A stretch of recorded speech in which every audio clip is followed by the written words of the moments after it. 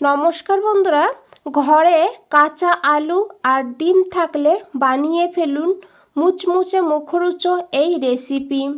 বিকালে চায়ের সঙ্গেই হোক বা বাচ্চাদের স্কুলের টিফিন বা সকালের জলখাবারেও বানিয়ে নিতে পারবেন। আশা করি দেখে বুঝতেই পারছেন কতটা লোভনীয় লাগছে, খেতেও দুর্দান্ত। একবার এই সহজ রেসিপিটা বাড়িতে বানিয়ে দেখতে পারেন। বানানো যত সহজ, খেতে তার থেকে বেশি টেস্টি। তো এই রেসিপিটা বানানোর জন্য এখানে দুটো কাঁচা আলু গ্রেট করে নিতে হবে। আপনারা পরিমাণটা বাড়িয়ে বা কমিয়ে নিতে পারেন। আর এখানে আমি আলু দুটোকে গ্রেট করে তারপরে ধুয়ে জলটা ঝরিয়ে নিয়েছি। আলুতে যেন জল না থাকে সেদিকে খেয়াল রাখবেন। তারপরে নিয়েছি এখানে 3টে ডিম। ডিমটাকে আলুর ভেতরে দিয়ে দিয়েছি। আর এখন দিতে হবে 1/2 চামচ চিলি ফ্লেক্স। বন্ধুরা, ভিডিওটা না টেনে পুরোটা দেখবেন, তাহলে বুঝতে পারবেন আর খুব সহজে বাড়িতে বানিয়েও নিতে পারবেন। আর দেখুন বন্ধুরা, এখন দিয়ে দিয়েছি এখানে কাঁচা লঙ্কা কুচি। লঙ্কার পরিমাণটা আপনারা বাড়িয়ে কমিয়ে নিতে পারেন। আদা কুচি দিয়ে দিয়েছি এখানে 1/2 চামচ। আর দিতে হবে পেঁয়াজ কুচি। এখানে একটা মিডিয়াম সাইজের পেঁয়াজ কুচিয়ে নিয়েছি। আর তারপরে দিতে হবে লঙ্কার গুঁড়ো। লঙ্কার গুঁড়ো আমি কম করে দিয়েছি, আপনারা বাড়িয়েও এখানে দিতে পারবেন। আর দিয়ে দিতে হবে পরিমাণ মতন লবণ। আর তারপরে এখানে দিয়েছি ভাজা জিরের গুঁড়ো। 1/2 চামচ ভাজা জিরের গুঁড়ো দিতে হবে।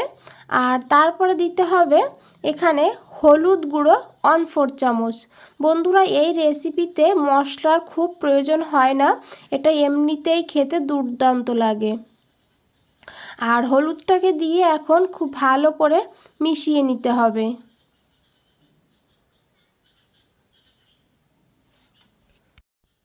দেখুন বন্ধুরা, এইভাবে খুব ভালো করে মিশিয়ে নিতে হবে। আর মিশিয়ে নেওয়ার পর এখানে দিয়ে দিতে হবে বয়েন্ডিংয়ের জন্য 2 চামচ বেসন। আর দিয়ে দিতে হবে ধনেপাতা কুচি।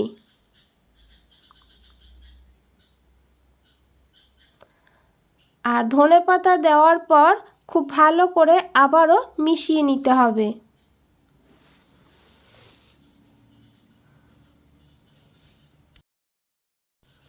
এখানে দেখুন বন্ধুরা, খুব ভালো করে মিশিয়ে নেওয়ার পর এটাকে সাইডে রেখে দিতে হবে। আর এদিকে একটা প্যান বসিয়ে নিয়েছি 2 চামচ সর্ষের তেল। তেলটাকে খুব ভালো করে গরম করে নিতে হবে। আর তারপরে আমরা যে ব্যাটারটা বানিয়ে রেখেছি ডিম আর আলুর, সেই ব্যাটারটাই দিয়ে দিতে হবে।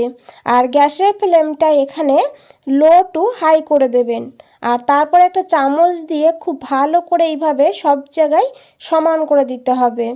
আর এখন ঢাকা দিয়ে এটাকে 3 থেকে 4 মিনিট রাখতে হবে।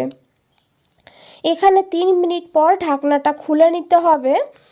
এখানে 3 মিনিট হয়ে গিয়েছে, এখন ঢাকনাটা খুলে নিয়েছি। আর দেখুন উপরটা কিন্তু এখনও কাঁচা, নিচেটা হয়ে গিয়েছে, আমি দেখিয়ে দিচ্ছি।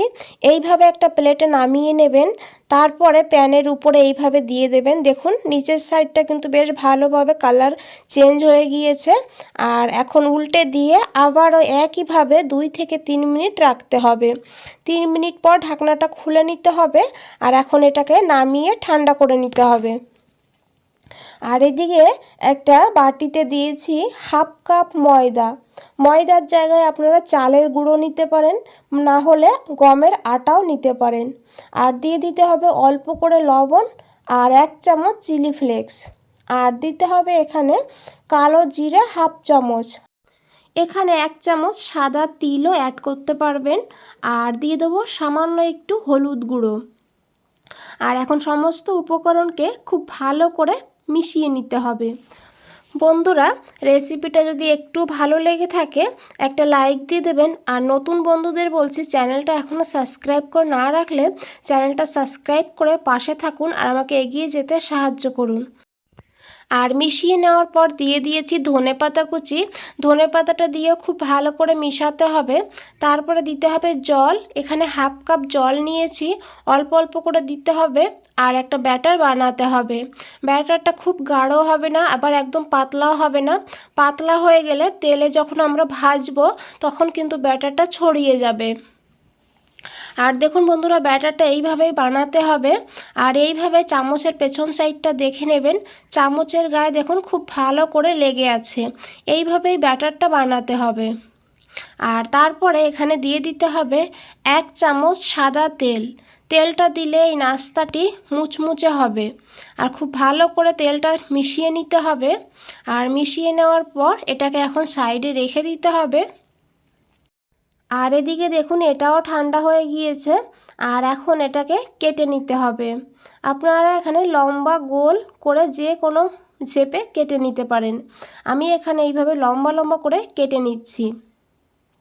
বন্ধুরা, খেতে দুর্দান্ত লাগে, একবার হলেও বাড়িতে বানিয়ে দেখতে পারেন। দেখুন বন্ধুরা, এইভাবে কেটে নিয়েছি।